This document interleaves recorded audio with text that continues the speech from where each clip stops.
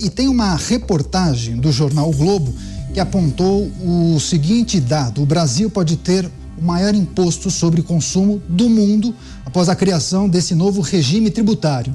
O estudo foi feito pela Bichara Advogados, um escritório de advocacia, com base em dados da OCDE, que apontava para uma alíquota base do imposto sobre valor agregado de 25%.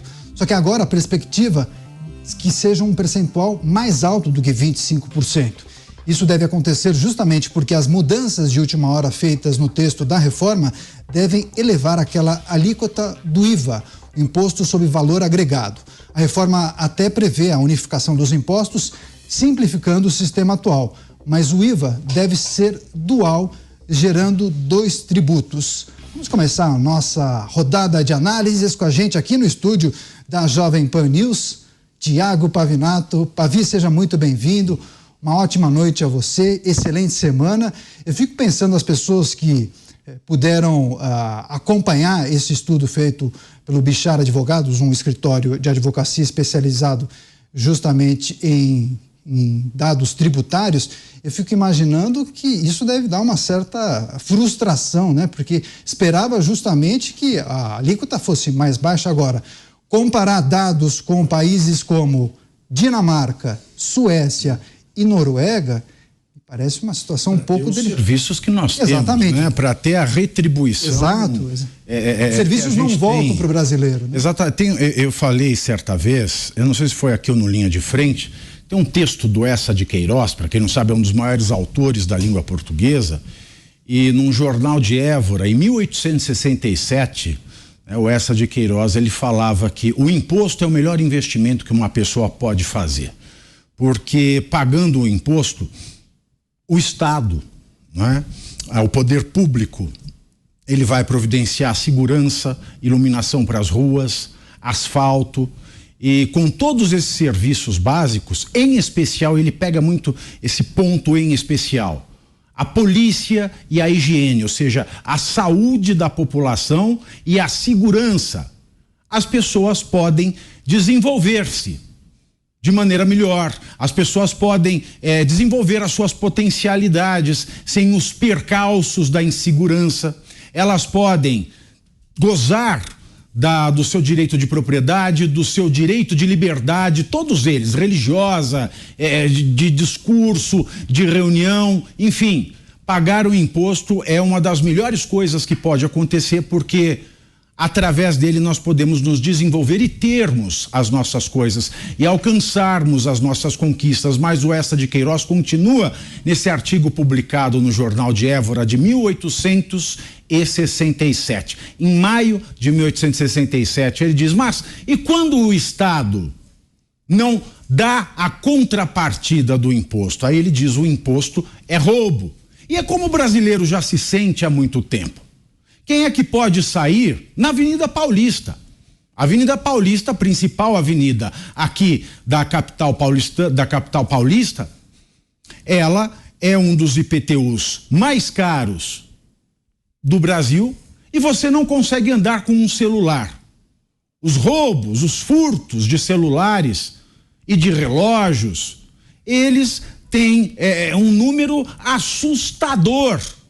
Então, se pergunta no Brasil, para que é que eu pago imposto?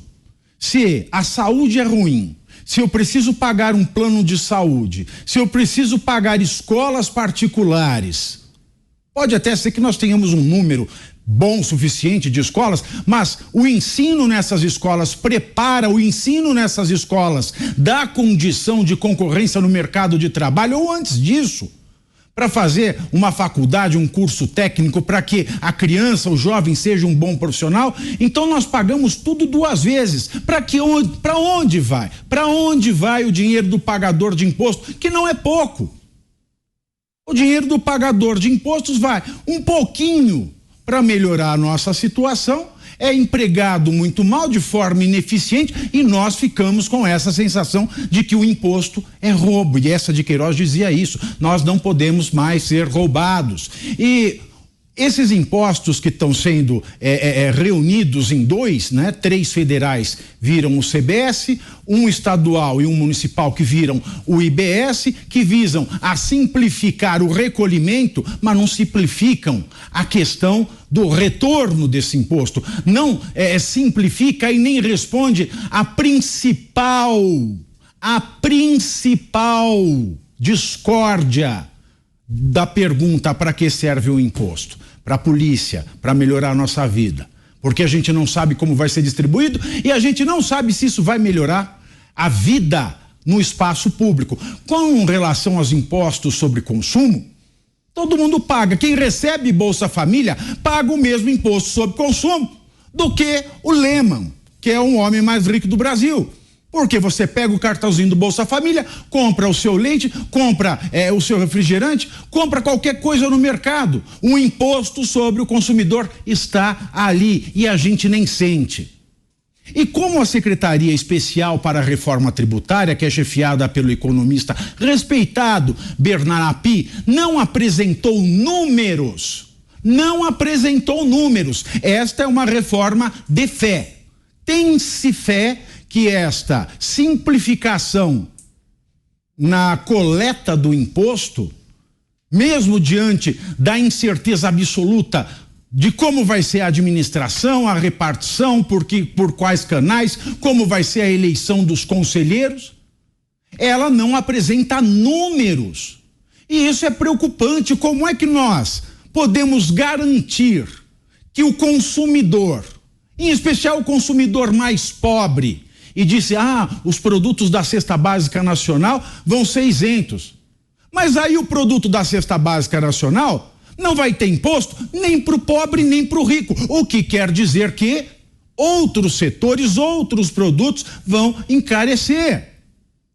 E se a Secretaria Especial para a Reforma da tributação, da reforma tributária, não apresenta números, o que eu posso ter comigo? São os números da Associação dos Bares e Restaurantes, são o número das associações dos supermercadistas, são os números do escritório do Dr. Bichara, que aliás é um dos maiores tributaristas do Brasil. É um dos escritórios mais respeitados e renomados em direito tributário.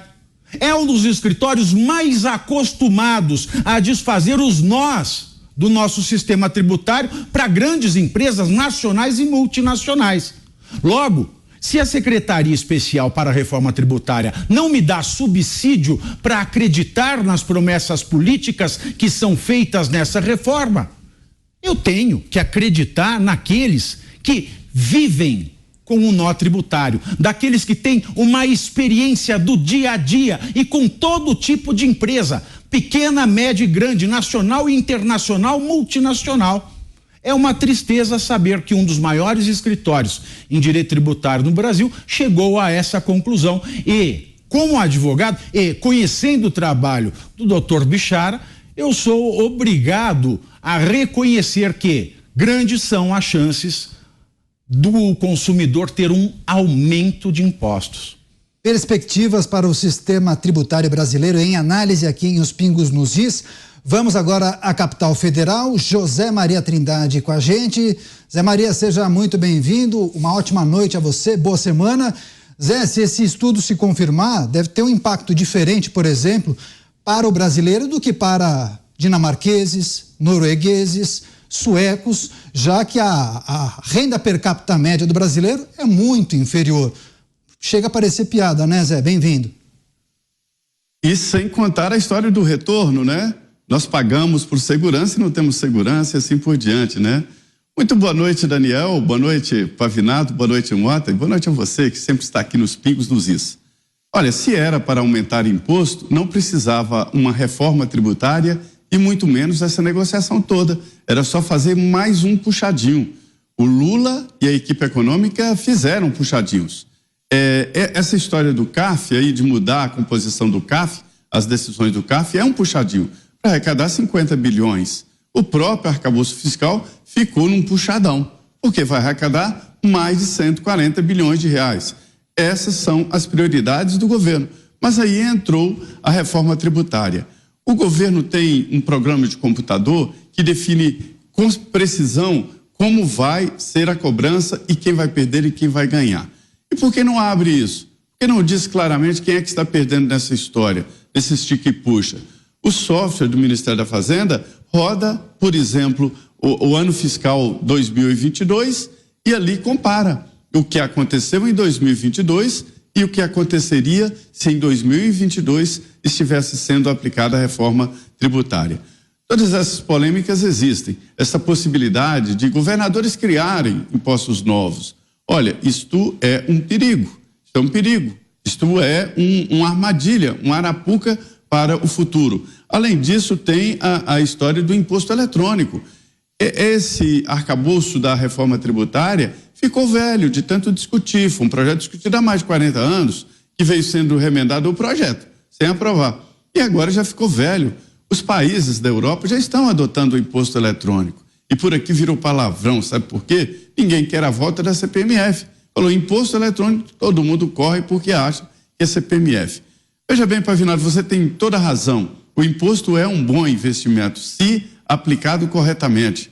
Nós temos uma carga tributária alta e somos onerados, além dos impostos, para pagar escola, né? A classe média paga escola cara para os filhos que não usam a escola pública, paga plano de saúde ou médico porque não usa o sistema. Segurança particular no condomínio, enfim, porque não confia na segurança. E assim por diante, né? Pedágios nas estradas, né? Porque o Estado não está oferecendo. Então, além de termos uma carga tributária muito alta, cobrança de impostos muito alta, nós não temos o retorno no nosso dia a dia, não temos um serviço de boa qualidade dos governos, federal, estadual e municipal.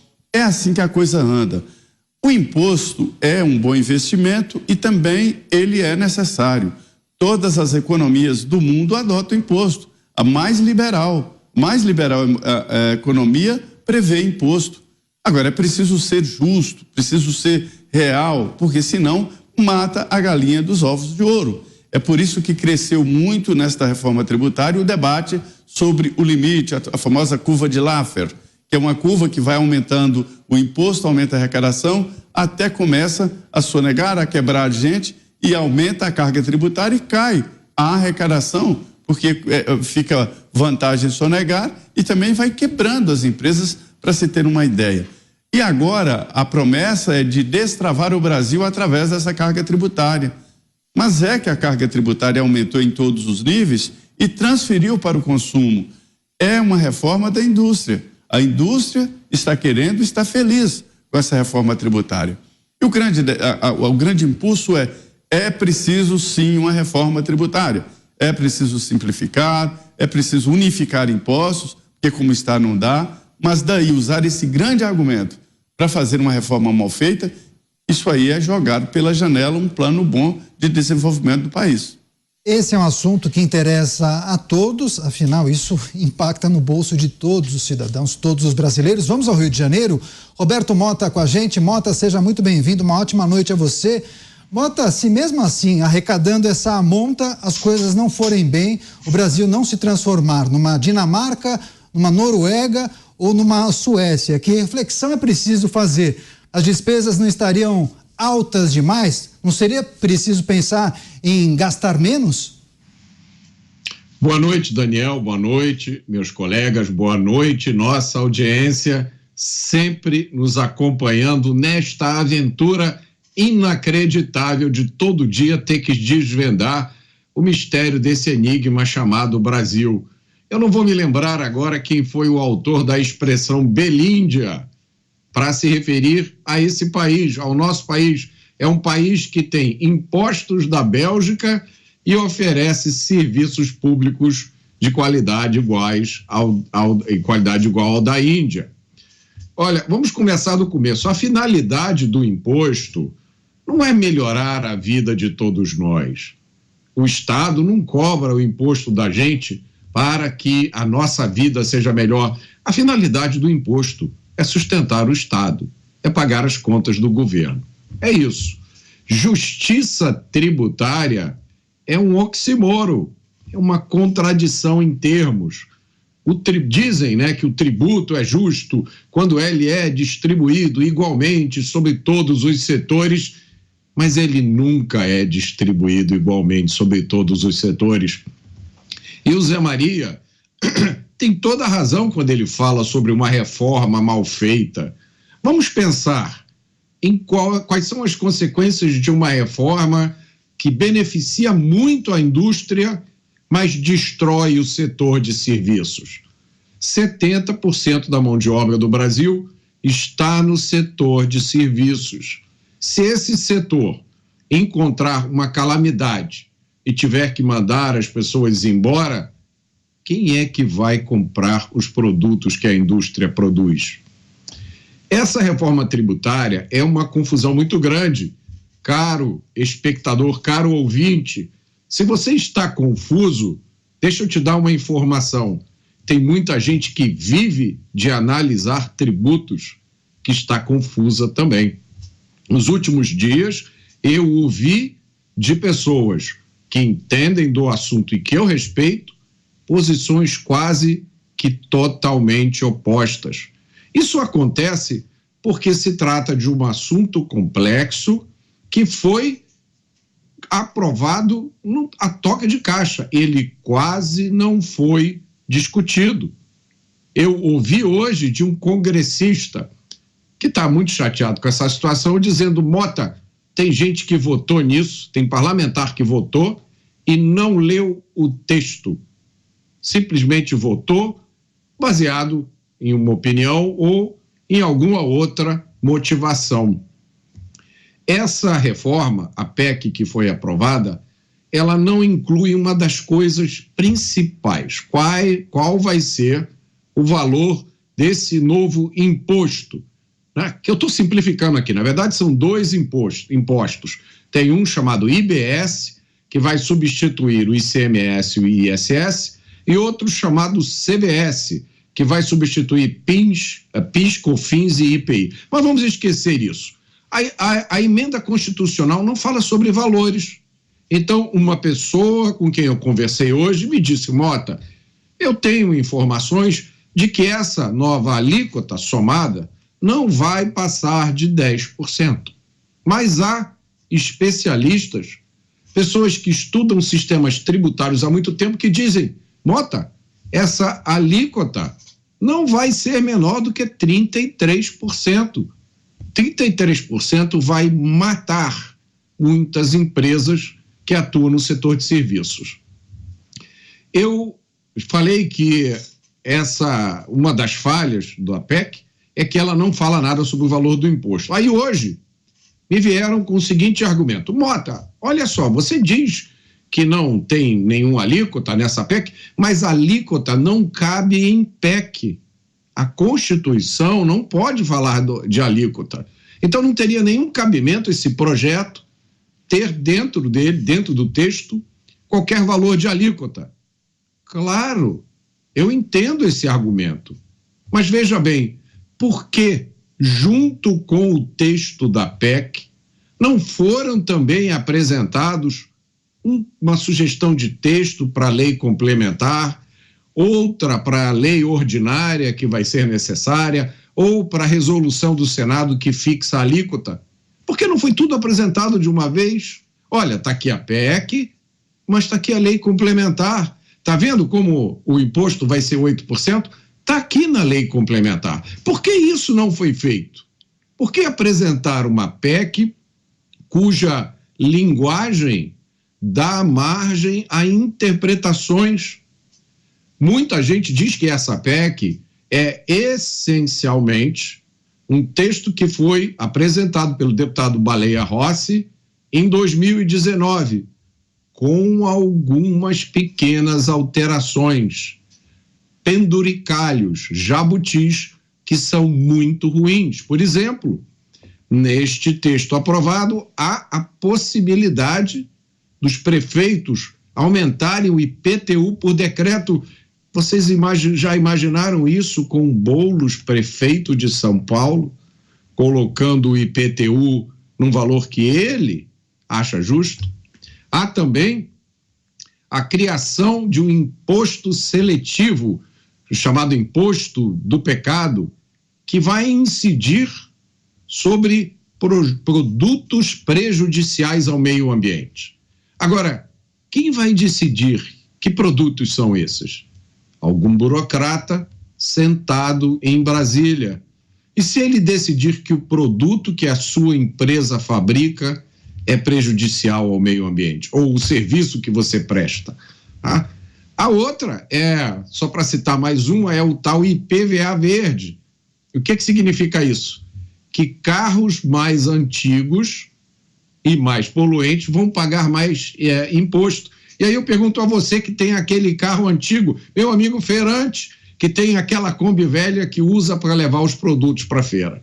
Então, o Senado precisa analisar o texto que foi aprovado na Câmara e fazer os ajustes necessários. A gente vai tratar disso, inclusive, agora. Agora, Mota, coloca só na aberta que eu queria trazer o Pavinato, porque o Pavinato tem uma contribuição bibliográfica para a gente. Vera, a expressão Belíndia, ela foi cunhada em 1974 pelo Edmar Lisboa Baixa. Ele era coordenador do curso de economia da PUC-Rio. Ele escreveu um conto, uma fábula chamada O Rei da Belíndia, para criticar o regime tributário durante o regime militar. E o Edmar Lisboa Baixa foi o que deu a ideia inicial do Plano Real, né? Ele levou essa ideia, então ele é um dos pais do Plano Real e foi por 10 meses presidente do BNDES em 94, durante o governo Fernando Henrique Cardoso. Não sei se foi Fernando Henrique Cardoso ou Itamar Franco, mas é coisa assim, eu estou lembrando de cabeça, mas é Edmar Baixa, o autor de Belíndia.